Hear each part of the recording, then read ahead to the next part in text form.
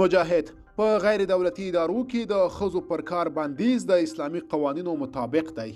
سلام، وخت مو پخیر. پوره حال په پښتو پلس کې را سره وګورئ.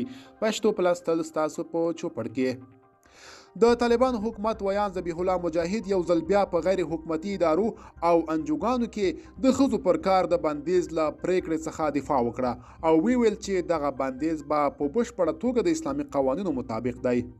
ښاغلی مجاهد د جمعې په ورځ ډسمبر 10 د ټلیفوني تماس له لارې امریکا غږ ته وویل اسلامي امارت اوس د نتیجې ته رسېدلی دی چې ښځې د غیر دولتي سازمانونو په هغو برخو کې کار کولو ته اړتیا نه لري چې ورته ضرورت نشته.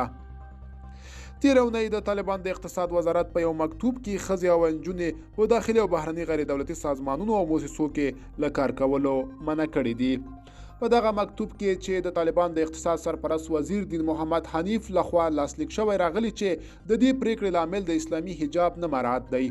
د طالبانو حکومت ویان زیاته کړه د اسلامي امارت د فرمان په اساس چې په هیواد کې د شرعي قوانینو پلي کېدو لپاره د ښځې باید غیر دولتي دفترونو ته لاړ نشي.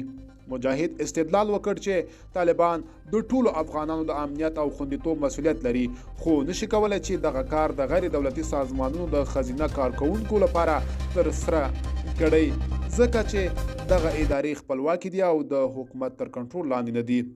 د 2020 کال د اگست میاشتې را پدې خوا پر افغانستان د طالبان تر حاکمیت وروسته د روغتیايي سکتور او ځینو نورو محدود په برخو پرته ښځو په دولتي ادارو کې د کار کولو اجازه نه لرله خو ښاغلي مجاهد زیاته کړه چې تر اوسه ښځو ته خپل حقوق ورکول کیږي.